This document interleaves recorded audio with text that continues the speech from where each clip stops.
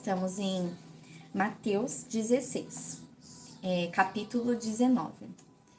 Eis que alguém chegou perto de Jesus e consultou: Mestre, que podereis fazer de bom para ganhar a vida eterna?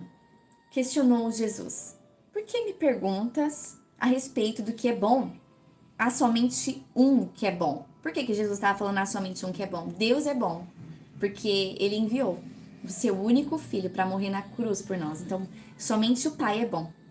Então, era isso que Cristo estava se referindo.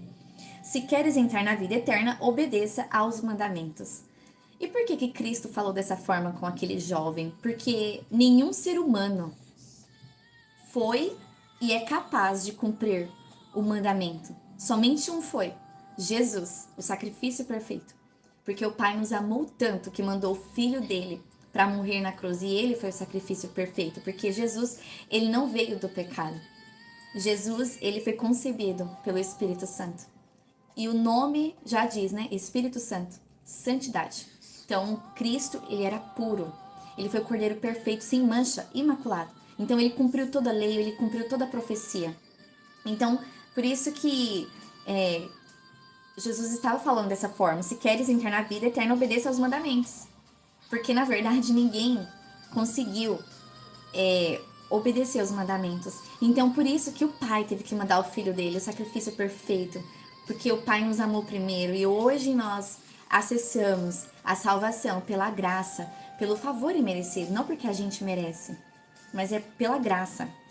É porque o Pai nos amou tanto que mandou o Filho dele, através do sangue do Filho dele, nossos pecados foram ali eliminados, ali foi limpo. Nossos pecados ele foi debitado através do sangue do Cordeiro. Dando seguimento, verso 18. Ao que ele perguntou: quais mandamentos? E Jesus respondeu: não matarás, não adulterarás, não furtarás, não darás falso testemunho, honra a teu pai e tua mãe, e amarás o teu próximo como a ti mesmo. Replicou-lhe o jovem: a tudo isso tenho obedecido. O que ainda me falta? Jesus disse a ele: se queres ser perfeito, vai, vende os teus bens, dá o dinheiro aos pobres e terás um tesouro no céu. Depois vem e segue-me. Ao ouvir essa palavra, o jovem afastou-se pesaroso, pois era dono de muitas riquezas. Porque aquele jovem, o que governava o coração dele era a cobiça. Ele falou que cumpria todos os mandamentos, mas a cobiça fazia parte do coração dele. Para você ver que nenhum ser humano foi capaz de cumprir mandamento e lei. Então, Jesus propôs para ele vender tudo e dar aos pobres. Por que Cristo mandou ele fazer isso?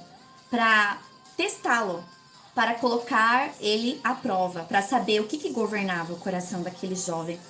E você pode observar que ele ficou triste quando Jesus pediu para ele vender tudo e dar aos pobres. Porque o coração dele estava voltado para as coisas deste mundo, para as riquezas deste mundo. O que governava o coração daquele jovem era a riqueza. Então a cobiça fazia parte do seu coração. E ele não foi capaz de ser obediente ao que Jesus pediu para ele. E nós temos que honrar o nosso pai com nossa obediência. O pai, quando ele pede algo pra gente, ele não vai dever nada. Se o pai tá pedindo para você ali abençoar a obra de caridade, como Jesus falou para ele vender tudo e dar aos pobres, ele vai te dar 3 vezes mais. O pai, às vezes, ele vai nos pôr à prova para saber se ele pode confiar mais tesouros. Então, se Jesus estava falando para aquele jovem, era para saber se o dinheiro e a riqueza governava aquele coração. Para saber se, de fato, ele era para confirmar, né, o que ele tinha falado, que ele estava cumprindo todos os mandamentos. Mas, como eu disse para vocês, nenhum ser humano foi capaz de cumprir nenhum mandamento. Mas aqui fica uma lição para nós, que nada nessa vida venha nos governar. Nós temos que pedir para o Pai: Pai, que nada nessa vida me governe. Que o Senhor governe o meu coração, que no caso é a nossa mente. Porque nós não temos que andar de mãos dadas com a velha natureza, não temos que andar conforme os padrões deste mundo que nos diz que o nosso coração tem que estar voltado às riquezas deste mundo. Nós temos sim que buscar, como que eu posso dizer? Não é pecado você ser rico, não é pecado você ser próspero. Mas o que Cristo está querendo nos ensinar, o Espírito Santo, é que o dinheiro não deve nos governar. Não é errado, mas não pode governar, porque quando você dá esse acesso, essa autoridade para o mal, quem vem governar o seu dinheiro é o espírito de Mamon. E aí é onde entra o devorador na sua vida. Aí o mal tem autoridade para entrar no seu físico, emocional, financeiro e espiritual. E as trevas têm autoridade para tomar os tesouros que o Pai quer derramar na sua vida. E por que que o Pai fala pra gente amá-lo de todo o coração e deixar ele governar as nossas vidas? Porque quando nós fazemos isso, ele vai entender que nós amamos ele verdadeiramente e ele vai nos confiar tesouros. Ele vai nos confiar coisas maiores. Mas primeiro ele vai nos colocar à prova. E por que que Jesus pediu para ele vender todos os bens e dar aos pobres? Porque o Pai, ele sacrificou, ele amou tanto a nós e sacrificou o próprio filho por amor.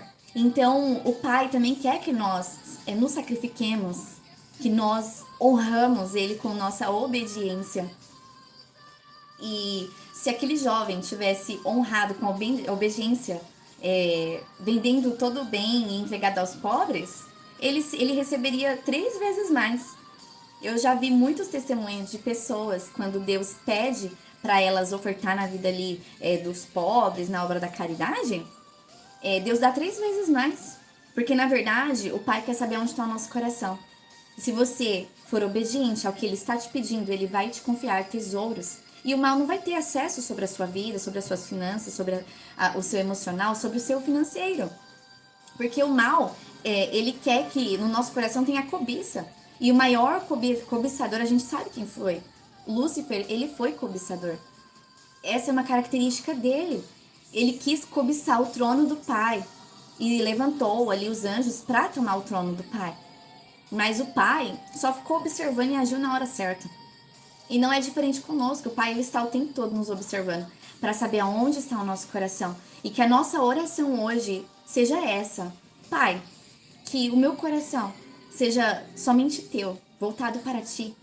E que nada nessa vida me governe. Porque o Pai não quer que você seja governado pelo sistema. Ele não quer que você ande conforme o governo das trevas. Ele quer que você seja governado pelo reino de glória. Ele quer que você manifeste a glória dele. Porque quando ele te honrar com riquezas e você for obediente a tudo que ele pedir, honrando ele, ele vai te encher ali de bênção, de favor. O cetro de justiça vai estar sobre a sua casa, sobre a sua família. Você vai garantir a proteção de Deus. Mas quando nós somos desobedientes, nós não fazemos aquilo que o Pai está mandando nós fazermos, nós estamos dando acesso para o mal. Que hoje você vem analisar aonde está o seu coração que tem te governado. Porque o que governava aquele jovem eram as riquezas deste mundo. Tanto é que ele ficou muito triste. Porque a cobiça fazia parte do seu coração, embora ele falou que cumpria todos os mandamentos, mas humanamente falando é impossível um ser humano cumprir os mandamentos. Foi para isso que Cristo veio, para cumprir todo o mandamento. E nós herdamos a salvação pela graça. Não é porque merecemos, ninguém merece. Não é por obras, para que ninguém se glorie. Então, dando seguimento, verso 23, capítulo 19, Mateus. Então disse Jesus aos seus discípulos: com toda certeza vos afirmo que dificilmente um rico entrará no reino dos céus. Por que Cristo estava falando que dificilmente um rico entrará no reino dos céus? Não é que é errado ou pecado você ter dinheiro e você prosperar, você cumprir o seu desígnio. Não é errado. O errado é o dinheiro te governar. O errado é o espírito de Mamon governar a sua vida. Porque quando o dinheiro te governa, você está dando acesso legal para o mal. Mas quando Deus te governa, quando você é fiel a tudo que Ele tem mandado você fazer, se Ele está mandando você abençoar alguma obra de caridade, obedeça. Porque o Pai, Ele não vai te dever nada, Ele vai te dar 100 vezes mais. Porque ele vai ver que o seu coração não está voltado para aquelas coisas, que seu coração está voltado para ele, que você ama ele verdadeiramente e que tudo é para a glória dele. E quando você é obediente, você vai estar glorificando o nome do Pai, porque tudo é dele, por ele são todas as coisas. Tudo é dele, por ele são todas as coisas. Que você saia com esse aprendizado e que você venha entender que o Pai quer que você entenda que você é príncipe, princesa, e que você nasceu para ser mordomo, para governar as coisas do Pai. Ele quer que você seja mordomo das coisas dele, para que o nome dele seja glorificado. Ele não quer que as coisas deste mundo te governem. Ele não quer que você ande de mãos dadas com a velha natureza. Ele quer que você crucifique a sua carne, que você deixe ser governado ali pelo Espírito Santo, dando liberdade para o Espírito Santo, para que o Espírito Santo venha te ensinar a ser mordomo das coisas do Pai. Porque você sendo obediente, ele vai te honrar, te dando muito mais. Deus não deve nada para ninguém. Verso 24 de Mateus 19. E lhes digo mais, é mais fácil passar um camelo pelo fundo de uma agulha do que um rico entrar no reino dos céus. Por que que Jesus deu essa parábola ali na hora para eles? Porque um camelo ele é enorme, é impossível ele passar ali, né, pelo buraco da agulha. E há outras traduções que fala que na verdade seria uma corda muito grossa, que é impossível entrar ali no buraco da agulha, representando que é impossível uma pessoa que é governada pelas riquezas deste mundo, que anda de mãos dadas com a velha natureza, que não deu liberdade para o Espírito Santo para ser transformada, que não quis manifestar a glória de Deus, que não quis manifestar a verdadeira origem, que não quis crucificar a carne na cruz e renunciar a si mesmo. É impossível entrar no reino dos céus, porque no reino dos céus não tem cobiça.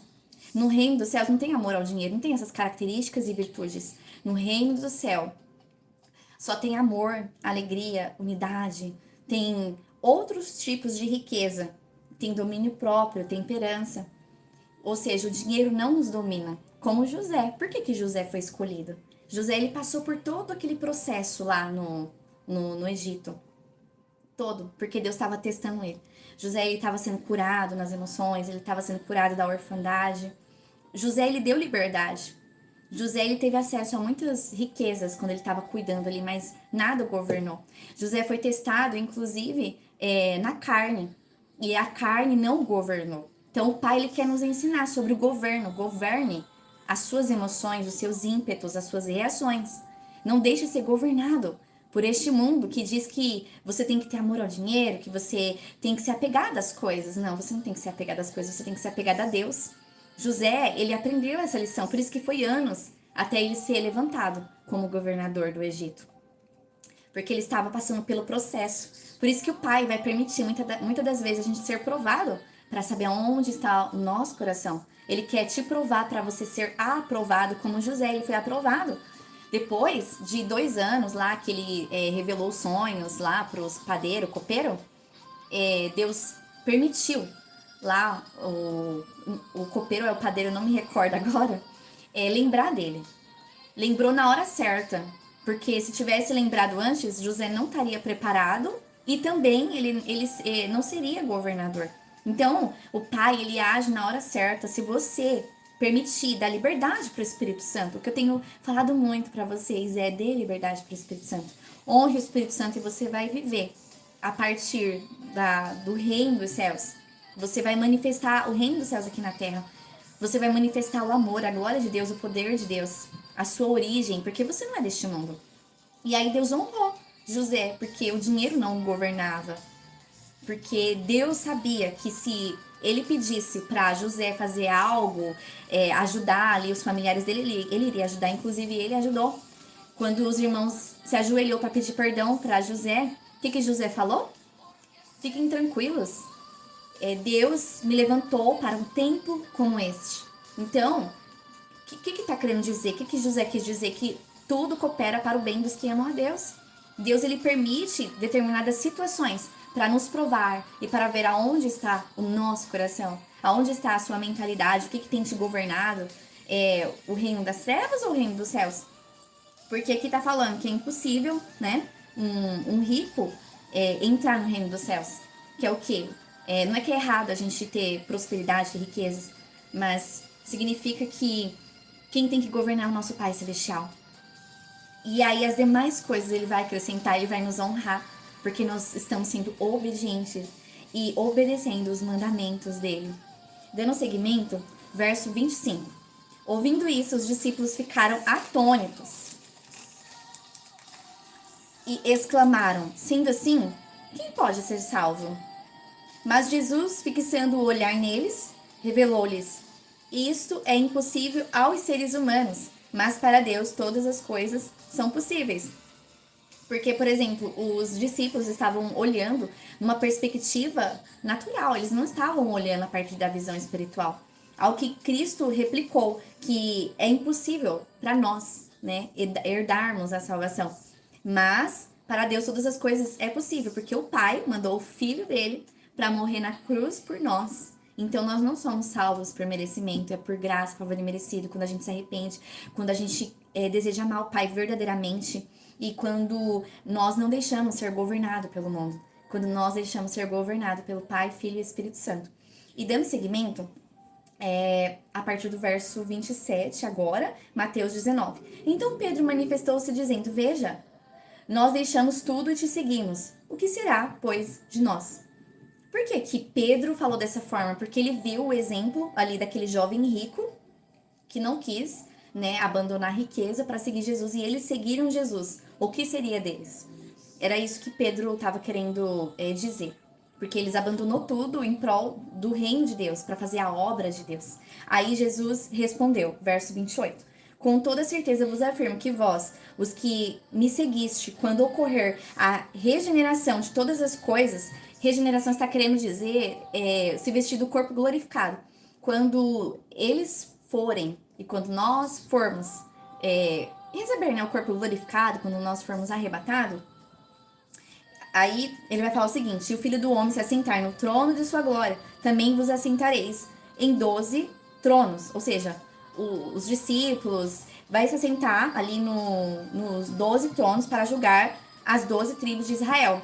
Ou seja, eles vão usufruir das bênçãos de Jesus Cristo. As mesmas bênçãos que Jesus estava usufruindo, eles iriam usufruir. Também todos aqueles que tiverem deixado casa, irmão, irmã, pai, mãe, filho ou terra por causa do meu nome receberão 100 vezes mais e herdarão a vida eterna. Por que que Jesus fala vai receber 100 vezes mais e herdarão a vida eterna? Porque deixamos, tanto os discípulos como eu e você, que é conhecedor da palavra de Deus, não deixamos mais ser governado pelo mundo. Nós quisemos ser governado pelo Pai e queremos a salvação. Desta forma, nós herdaremos a vida eterna. Nós temos como garantia a salvação, porque reconhecemos a Jesus Cristo como nosso único e suficiente Salvador. E, para finalizar, verso 30. Entretanto, muitos primeiros serão últimos e muitos últimos serão primeiros. Sabe por que Cristo falou dessa forma? Porque lá não vai ter competição, não vai ter ninguém melhor que ninguém, não vai ter divisão. Não, vai ser tudo igualdade, unidade.